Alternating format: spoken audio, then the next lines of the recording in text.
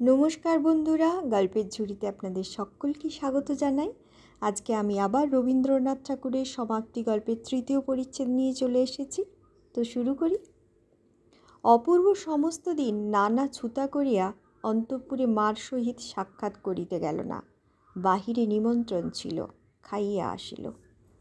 অপূর্বর মতো এমন একজন কৃতবিত্ত গম্ভীর ভাবুক লোক একটি সামান্য অশিক্ষিতা বালিকার কাছে আপনার লুপ্ত গৌরব উদ্ধার করিবার, আপনার আন্তরিক মাহাত্ম্যের পরিপূর্ণ পরিচয় দিবার জন্য কেন যে এতটা বেশি উৎকণ্ঠিত হইয়া উঠিবে তাহা বুঝা কঠিন।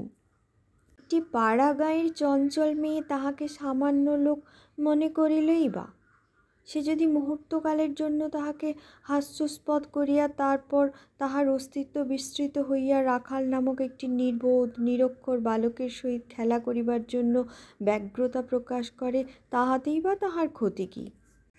তাহার কাছে প্রমাণ করিবার আবশ্যক কী যে তিনি বিশ্বদীপ নামক মাসিক পত্রে গ্রন্থ সমালোচনা করিয়া থাকেন এবং তাহার তোরঙ্গের মধ্যে এসেন্স, জুতা, রুবিনির ক্যাম্পার, রঙিন চিঠির কাগজ এবং হারমোনিয়াম শিক্ষা বহির সঙ্গে একখানি পরিপূর্ণ খাতা নিশীথের গর্ভে ভাবি উষার ন্যায় প্রকাশের প্রতীক্ষায় রহিয়াছে। কিন্তু মনকে বুঝানো কঠিন এবং এই পল্লীবাসিনী চঞ্চলা মেয়েটির কাছে শ্রীযুক্ত অপূর্ব কৃষ্ণ রায় বিয়ে কিছুতেই পরাভব স্বীকার করিতে প্রস্তুত নহে। সন্ধ্যার সময়ে অন্তঃপুরে প্রবেশ করিলে মা তাহাকে জিজ্ঞাসা করিলেন, কেমন রে অপু, মেয়ে কেমন দেখলি, পছন্দ হয় তো? অপূর্ব কিঞ্চিত অপ্রতিহতভাবে কহিল, মেয়ে দেখেছি মা, ওর মধ্যে একটিকে আমার পছন্দ হয়েছে। মা আশ্চর্য হইয়া কহিলেন, তুই আবার কটি মেয়ে দেখলি?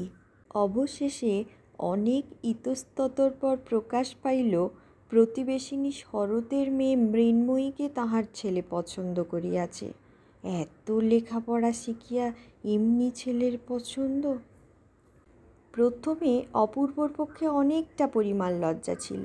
অবশেষে মা যখন প্রবল আপত্তি করিতে লাগিলেন, তখন তাহার লজ্জা ভাঙিয়া গেল।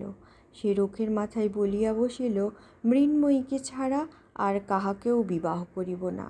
অন্য জড়পুত্তলী মেয়েটিকে সে যতই কল্পনা করিতে লাগিল, ততই বিবাহ সম্বন্ধে তাহার বিষম বিতৃষ্ণার উদ্রেক হইল। 2-3 দিন উভয় পক্ষে মান অভিমান অনাহার অনিদ্রার পর অপূর্বই জয়ী হল। মা মনকে বুঝাইলেন যে মৃন্ময়ী ছেলে মানুষ এবং মৃন্ময়ীর মা উপযুক্ত শিক্ষাদানে অসমর্থ। বিবাহের পর তাহার হাতে পড়িলেই তাহার স্বভাবের পরিবর্তন হইবে। এবং ক্রমশ ইহাও বিশ্বাস করিলেন যে মৃন্ময়ীর মুখখানি সুন্দর। কিন্তু তখনই আবার তাহার খর্ব কেশরাশি তাহার কল্পনাপথে উদিত হইয়া হৃদয় নৈরাশ্যে পূর্ণ করিতে লাগিল। তথাপি আশা করিলেন, দৃঢ় করিয়া চুল বাঁধিয়া এবং জবজবে করিয়া তেল লেপিয়া কালে এ ত্রুটিও সংশোধন হইতে পারিবে। পাড়ার লোকে সকলেই অপূর্বর এই পছন্দটিকে অপূর্ব পছন্দ বলিয়া নামকরণ করিল। পাগলি মৃন্ময়ীকে অনেকেই ভালোবাসিত, কিন্তু তাই বলিয়া নিজের পুত্রের বিবাহযোগ্যা বলিয়া কেহ মনে করিত না। মৃন্ময়ীর বাপ ঈশান মজুমদারকে যথাকালে সংবাদ দেওয়া হইল। সে কোনো একটি স্টিমার কোম্পানির কেরানিরূপে দূরে নদী তীরবর্তী একটি ক্ষুদ্র স্টেশনে একটি ছোট্ট টিনের ছাদ বিশিষ্ট কুটিরে মাল ওঠানো নামানো এবং টিকিট বিক্রয় কার্যে নিযুক্ত ছিল। তাহার মৃন্ময়ীর বিবাহ প্রস্তাবে 2 চক্ষু বহিয়া জল পড়িতে লাগিল। তাহার মধ্যে কতখানি দুঃখ এবং কতখানি আনন্দ ছিল, পরিমাণ করিয়া বলিবার কোনো উপায় নাই। কন্যার বিবাহ উপলক্ষে ঈশান হেড অফিসের সাহেবের নিকট ছুটি প্রার্থনা করিয়া দরখাস্ত দিল। সাহেব উপলক্ষটা নিতান্তই তুচ্ছজ্ঞান করিয়া ছুটি নামঞ্জুর করিয়া দিলেন। তখন পূজার সময় 1 সপ্তাহ ছুটি পাইবার সম্ভাবনা জানাইয়া সে পর্যন্ত বিবাহ স্থগিত রাখিবার জন্য দেশে চিঠি লিখিয়া দিল।